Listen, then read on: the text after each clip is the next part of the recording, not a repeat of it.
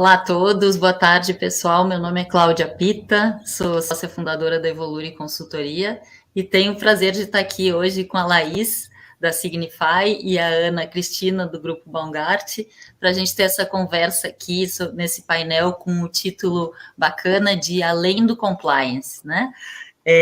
O que já começando, né, já que o nosso tempo é curto, introduzindo aqui o que a gente quer dizer com o além do compliance, né? Como é que é enxergar o ESG como uma evolução, como um estágio mais avançado, né, do compliance.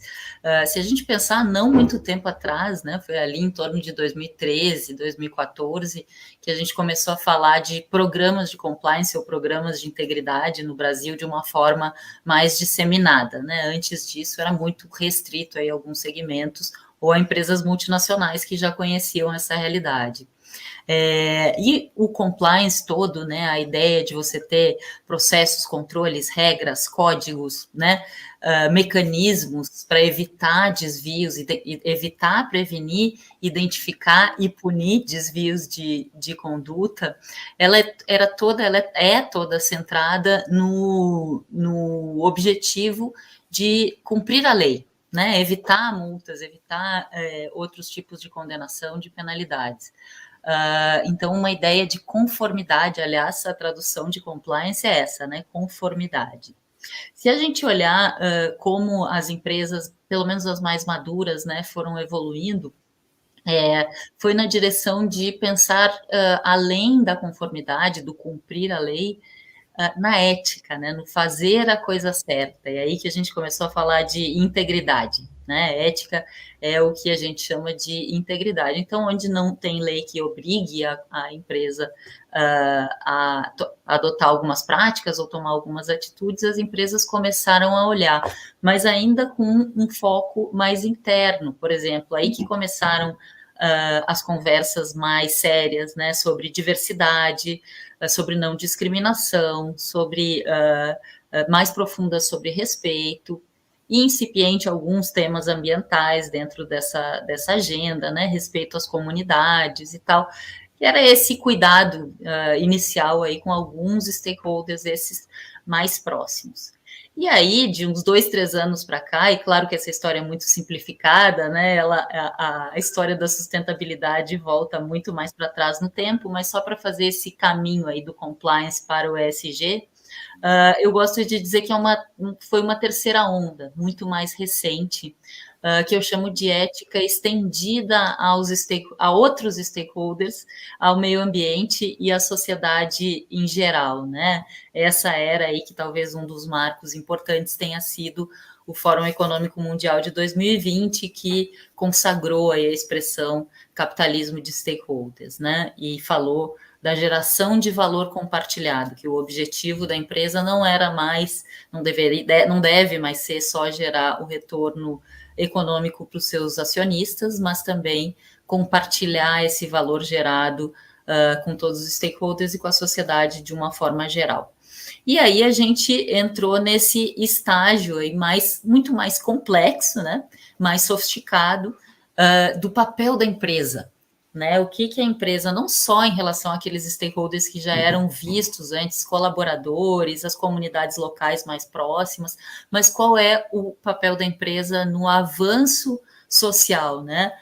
No avanço ético da sociedade, no avanço também ambiental, né? Na busca, enfim, né, resumindo tudo isso, na busca de um futuro melhor, mais próspero, mais equitativo, mais justo. Né? E as empresas passaram a ser esperadas, aí, cobradas, né, da sociedade, de investidores, de consumidores, a adotar posições muito mais ativas e assumindo alguns papéis que até há pouco tempo a gente entendeu serem típicos ou até exclusivos, né, dos governos. Então, tem uma pesquisa que eu gosto muito de acompanhar todo ano, que é o Edelman Trust Barometer, que mostra essa percepção da sociedade, né, em relação a 4 agentes, os governos, as empresas, as ONGs e a mídia, e há alguns anos já a confiança quase em todos os países do mundo a pesquisa aponta nessa direção, né? O agente que a sociedade mais confia para nos levar para um futuro melhor são as empresas, é o setor privado. E aí a gente começa a ver iniciativas novas, por exemplo, ações afirmativas, né, no âmbito das empresas, as contratações de pessoas negras, as cotas de gênero, entre outras ações afirmativas. O posicionamento, a gente está começando a chegar lá, o posicionamento de empresários executivos, né, sobre temas políticos, morais, sociais, até religiosos, né? A gente está acompanhando agora, nessas últimas semanas, essa carta em defesa da democracia, que teve uma grande adesão aí do setor privado. Então, são funções que até muito pouco tempo atrás não tinham nada a ver com as empresas, né?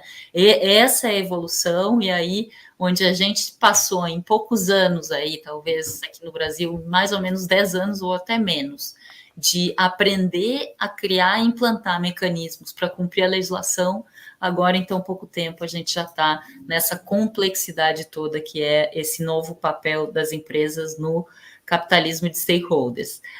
Eu trabalho exatamente com isso, a minha consultoria iniciou em 2017 com o foco em cultura de ética empresarial e governança, e agora, nos últimos anos, se estendeu também para o ESG, com esse olhar da ética estendida, né? Mas gostaria muito de passar a palavra para a Laís primeiro, depois para a Ana Cristina, para ouvir delas como que elas vivenciaram também esse avanço, essa jornada de evolução, do compliance até o ESG. Obrigada, Cláudia. Como a Cláudia comentou, né, eu sou a Laís Pompiani, eu sou coordenadora da área de sustentabilidade, né, aqui na empresa Signify. Para quem não sabe, a Signify é a empresa dona da marca Philips, né? Nosso business é produtos e serviços de iluminação. Então, eu já estou trabalhando na empresa há 10 anos, como eu comentei, e eu pude vivenciar essa mudança, né? Então, eu sou engenheira ambiental e de saúde e segurança, trabalho sempre trabalhei nessa área, e assim, é notório, né, como as organizações elas estão mudando a sua estratégia, as suas ações, né? Aqui mesmo na Signify, por exemplo, sustentabilidade hoje é o pilar, é um dos pilares da estratégia da empresa, coisas que a gente não percebia, né, no decorrer do tempo aí. Mas falando, né, especificamente aí de ESG e compliance, lá no comecinho, quando eu comecei a trabalhar com isso, a gente percebia muita a demanda em relação às questões de meio ambiente e saúde e segurança do trabalho. E isso, basicamente, o que era cobrado pelas legislações, né? E aí, eu acredito que algo que deu um peso e uma organização dentro das empresas foi a ISO. Então, a ISO, ela, de certa forma, ela veio sistematizando, né, todos esses pontos, e aí trouxe análise de risco propriamente dito para dentro das empresas, né? Isso deu um peso muito grande e responsabilidade e acabou trazendo a liderança, né, para dentro desses problemas que antes eram tratados, assim, basicamente pela área técnica. Então, e aí, como a Cláudia deu todo o contexto, né, em relação ao compliance, hoje, todos esses assuntos de meio ambiente, saúde e segurança, responsabilidade social, hoje a liderança e todas as áreas de compliance, elas fazem parte de tudo e gerenciam, né, toda essa questão. Então, no meu ponto de vista, foi um caminhar, uma organização que trouxe todo esse peso e transformou as questões de sustentabilidade, responsabilidade social, responsabilidade ambiental, trouxe isso para dentro do compliance e governança. Então, do meu ponto de vista, né, técnico, eu enxergo esse caminhar dentro dessa área. Eu vou passar a bola agora para a Ana, para ela dar o parecer dela sobre o tema. Obrigada, Laís. Boa tarde, eu sou Ana Cristina, eu estou responsável pelas áreas de auditoria interna, controles internos, gestão de riscos e compliance do Grupo Baumgart. O grupo Baumgart é dono das marcas Center Norte, Lar Center, Expo Center Norte e também da Vedacity. Estou na companhia há 5 anos, vim para cá para desenvolver um time de auditoria, acabei ganhando também um time de compliance, né? Então também fui, depois aí de algum tempo, solicitada para formar essa área. E como a Cláudia e também a Laís muito bem colocaram, né? Se a gente pegar a história do compliance no Brasil, olhando pelo viés, né? Separando que são empresas que reportam só para o Brasil, né? Empresas efetivamente brasileiras, empresas que tinham já a legislação, por exemplo, americana ou em outros países.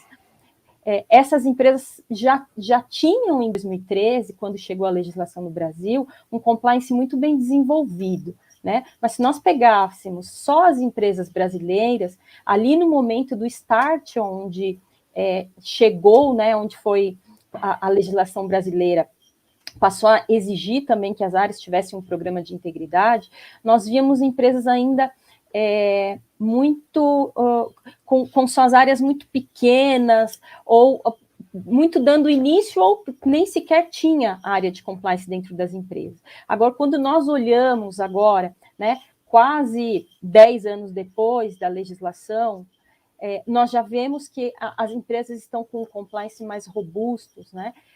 Já existe a área muito bem implementada há alguns anos, o programa já roda quase que sozinho, as áreas já entendem a necessidade de ter o compliance, né? As áreas já entendem que o compliance não é só a área de compliance, mas todo dia, cada área faz um pouquinho do compliance no seu dia a dia. Então, o meu olhar hoje é um olhar para que nós evoluímos com a questão do compliance. As empresas hoje já têm equipes totalmente dedicadas, orçamento compatíveis com o tamanho das empresas, algo que nós não víamos lá antes da legislação brasileira. Muito bacana, né? Cada uma vivenciando essa evolução numa perspectiva diferente dentro de um tipo de organização diferente, né? A verdade é que a gente costuma, se a gente for ser muito cartesiano, né? Onde é que está o compliance no ESG? Ele é um pedacinho do G. Esse é o compliance tradicional do programa de compliance do cumprir a lei, né?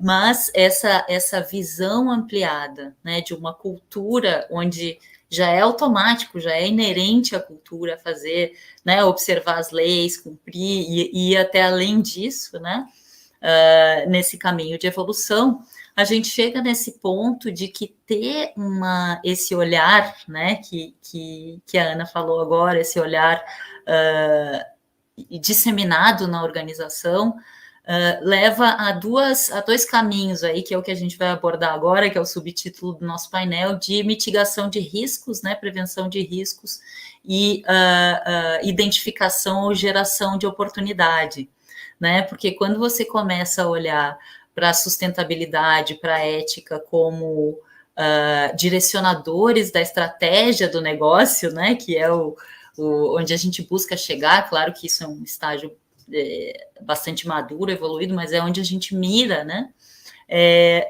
Todo mundo na organização começa a prestar atenção em coisas que não prestava, né? Então, se a gente olhar, né, se reconhecermos que estamos vivendo numa era da transparência total, olha quantos novos riscos reputacionais, riscos éticos, né? Muito mais do que receber uma multa, né, por uma ação ilegal, porque violou algum requisito de uma licença ambiental. Muito mais grave do que isso por exemplo, como a gente viu aí, né, numa loja de um grande hipermercado, um atendente, um caixa do supermercado, destratar, por exemplo, um cliente, né, de ter uma atitude racista ou homofóbica, por exemplo, e isso vazar numa rede social.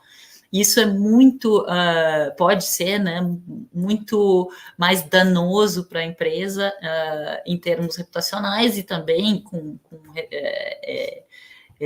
reflexos financeiros, né, do que as próprias consequências legais que antes eram o foco.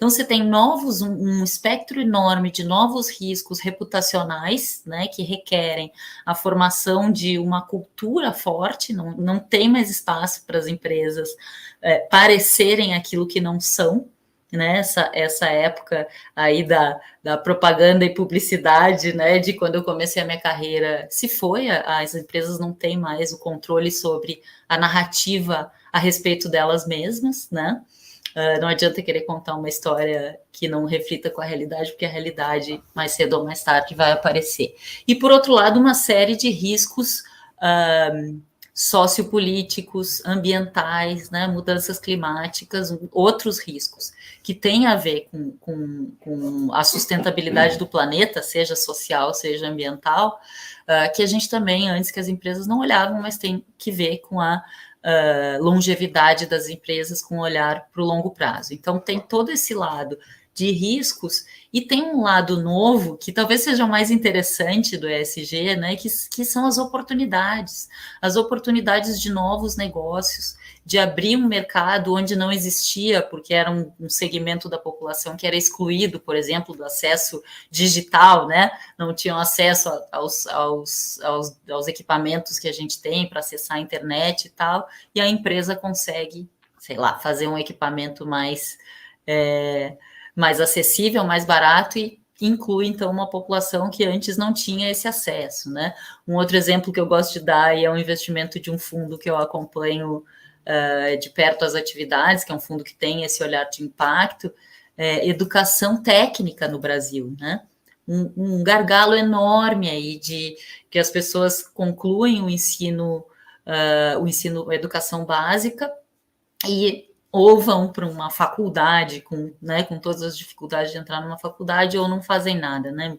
Um pedaço muito pequeno da população tem acesso a essa carreira aí intermediária, que é a técnica. Então, onde existe um gargalo social, né, um gargalo ambiental, existe uma oportunidade de negócio, e quem está enxergando isso está lucrando enquanto resolve problemas sociais. Então, esse viés das oportunidades é um viés muito bacana também do ESG. Mas, para a gente dividir aqui, puxando um pouco da experiência de cada uma, né, vou pedir para a Laís falar um pouco mais dessas oportunidades, e a Ana, que é gestora de riscos, falar um pouco sobre esses novos riscos e essas novas formas de lidar com eles.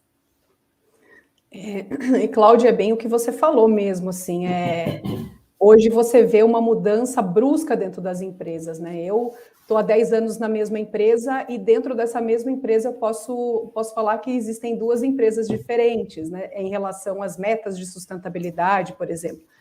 Então, até, sei lá, pouco tempo atrás, 4, 5 anos atrás, a gente sempre que falava de sustentabilidade, a gente falava das nossas metas basicamente técnicas, né?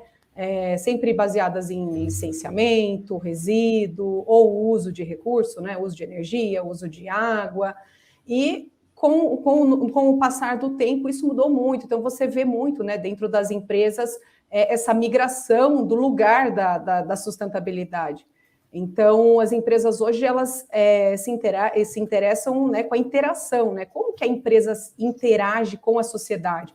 Como que o seu produto se comporta, né, com a sociedade? Não é mais só atender a legislação, isso não é o suficiente. A gente tem muito mais responsabilidade, né, em relação a isso. Então, eu vou falar um pouquinho aqui de exemplos, né, de como a empresa pode levar sustentabilidade para dentro do negócio. Então, hoje se usa muito e se trabalha muito o tema de neutralidade de carbono, por exemplo. Então, não é só questão da economia que você tem, mas também de o impacto que a empresa tem na sociedade, né? Uso de energia renovável. Aqui na empresa, por exemplo, a gente tem um projeto de zero embalagem plástica. Então, são detalhes e projetos que são feitos ao pouco, que eles buscam não só a economia, mas, de fato, aí o impacto, né? Um outro ponto, como a Cláudia colocou aqui, é a questão da diversidade, a preocupação. A gente imagina anos atrás, quando que você ouvia dentro das empresas a preocupação em relação à diversidade.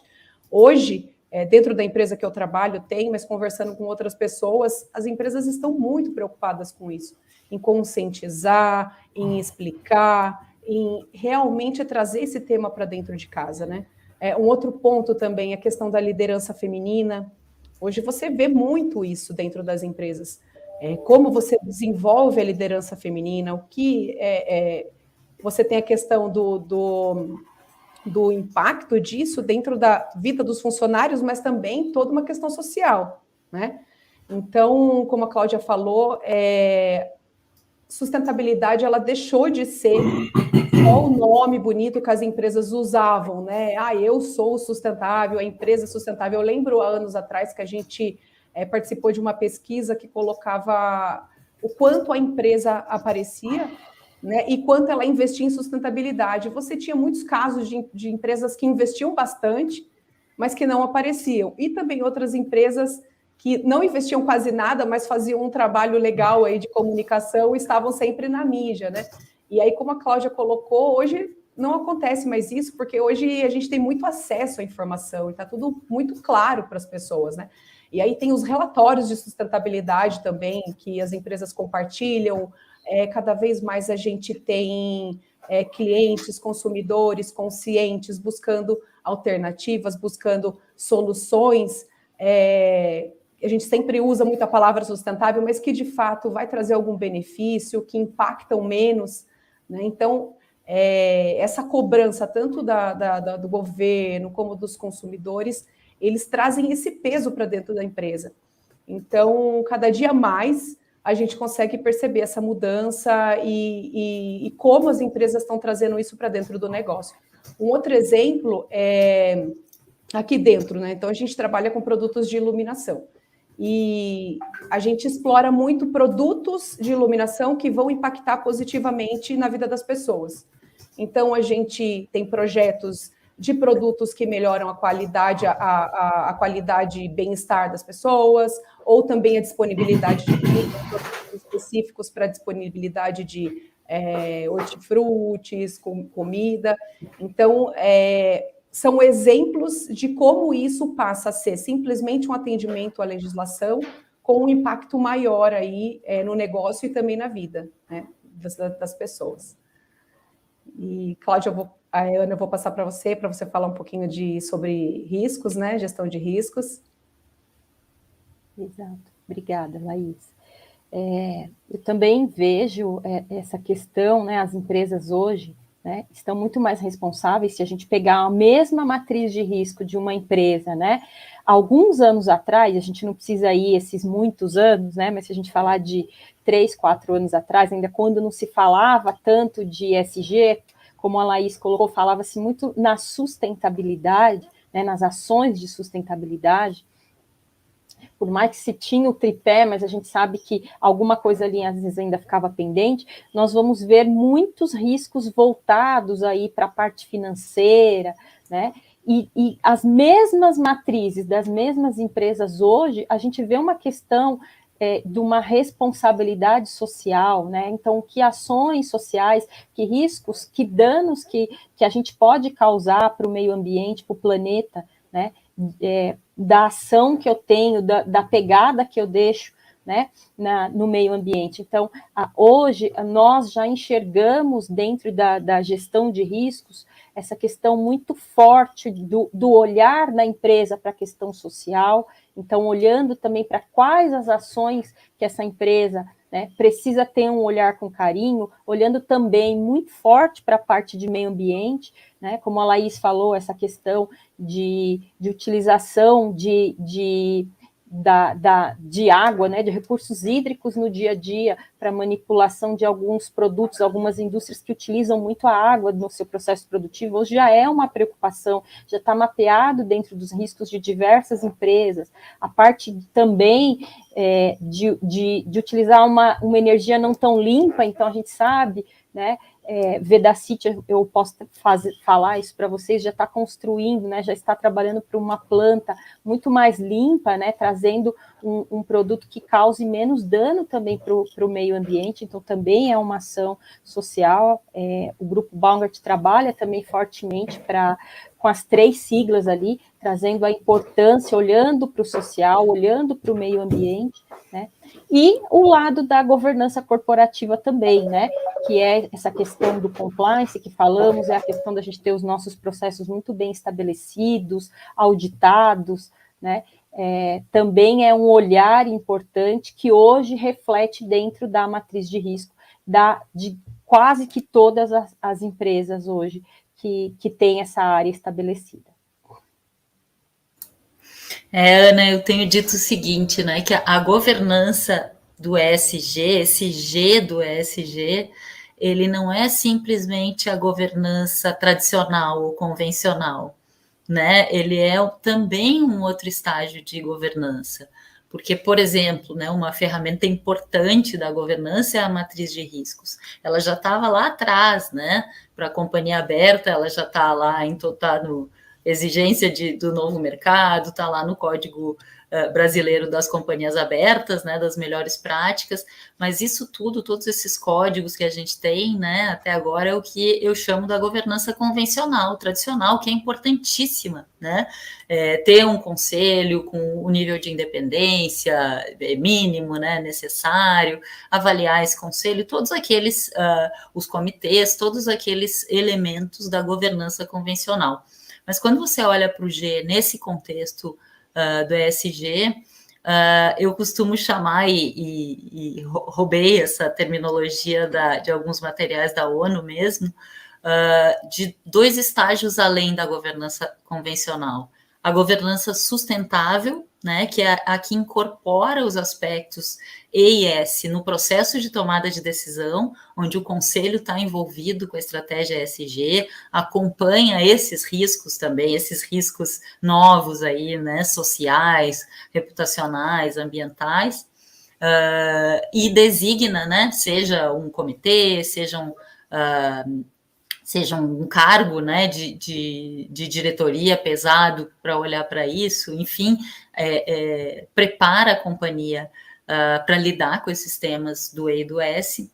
E talvez um passo mais avançado ainda, né, que a gente deve buscar é o que eu chamo de governança transformacional, onde naquelas empresas que de fato viraram a chave sobre o seu papel no mundo, né, o seu papel na sociedade.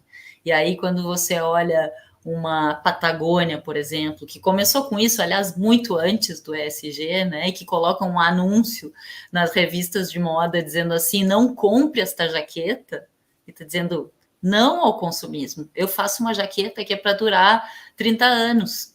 E se ela rasgar, você leva, por favor, no endereço tal, que é pertinho da sua casa, que vão consertar de graça, né? Que é completamente diferente a visão de o que essa empresa está, para que ela está lá, né?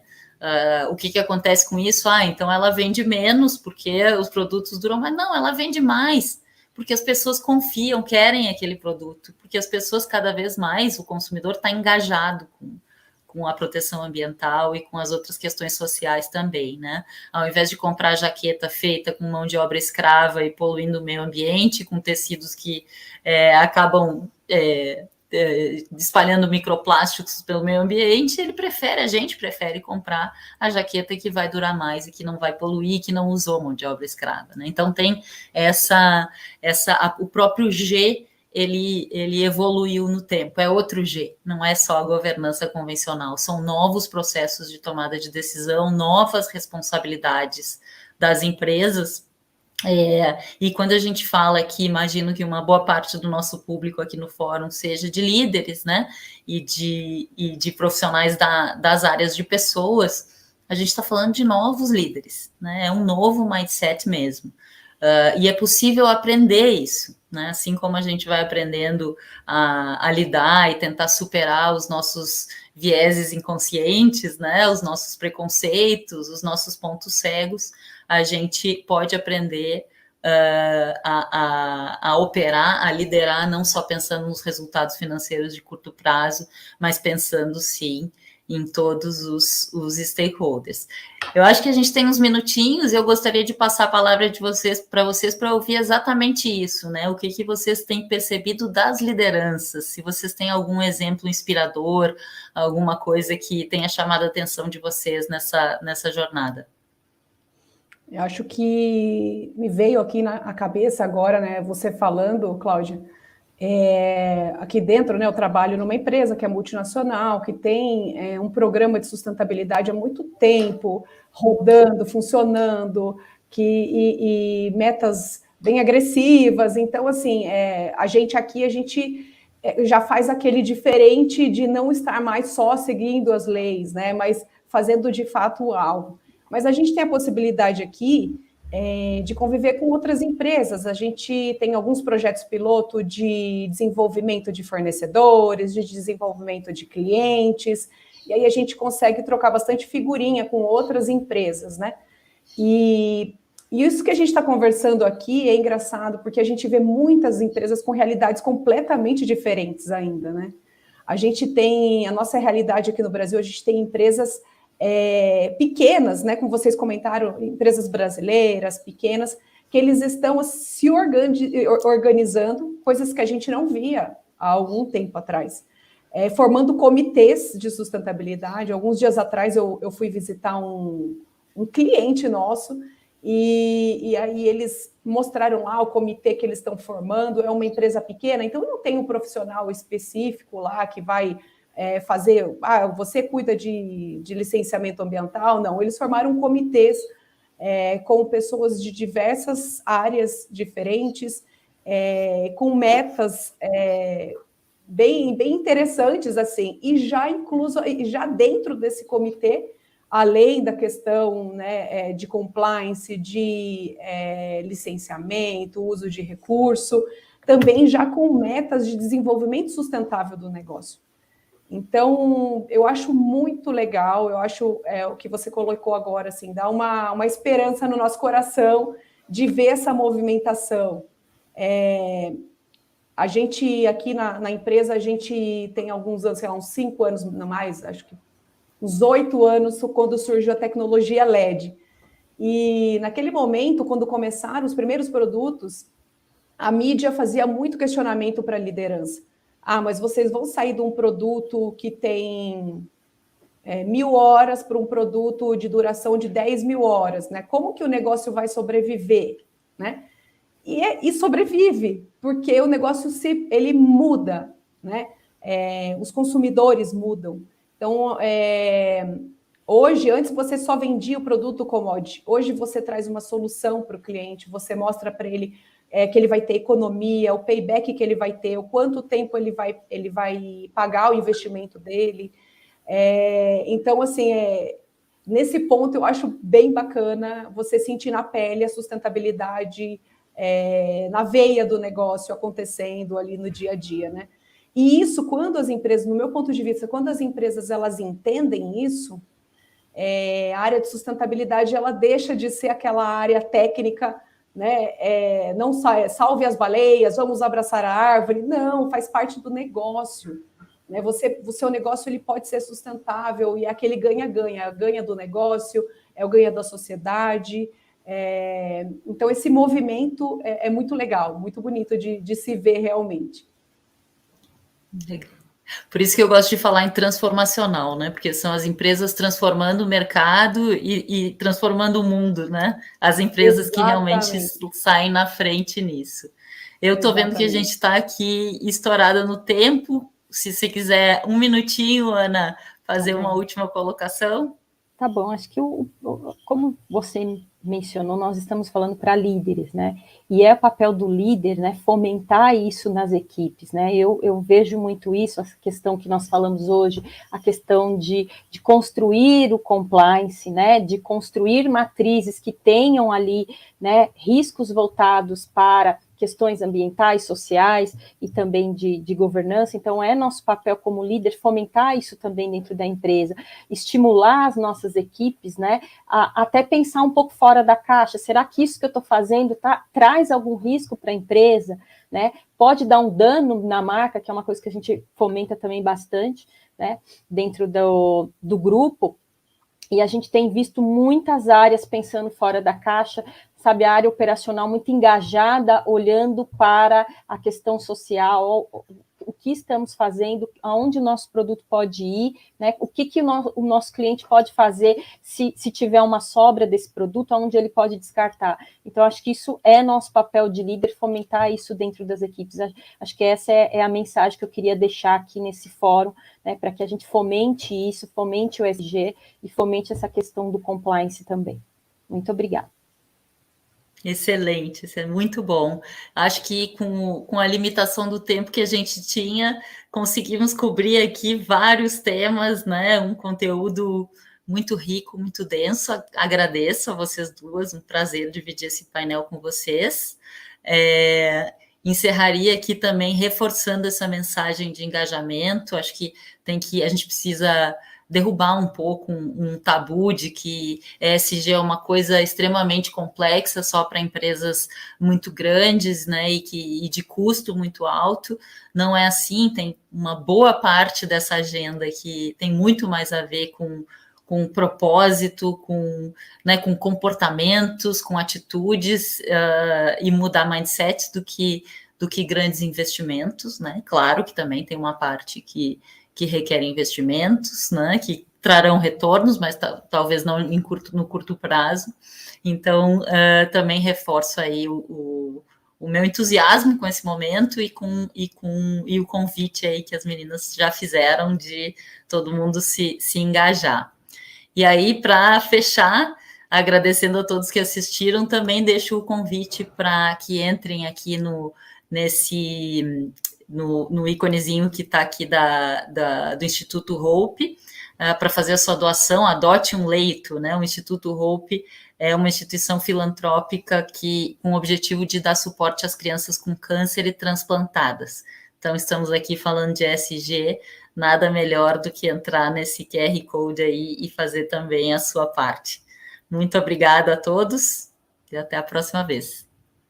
Obrigada.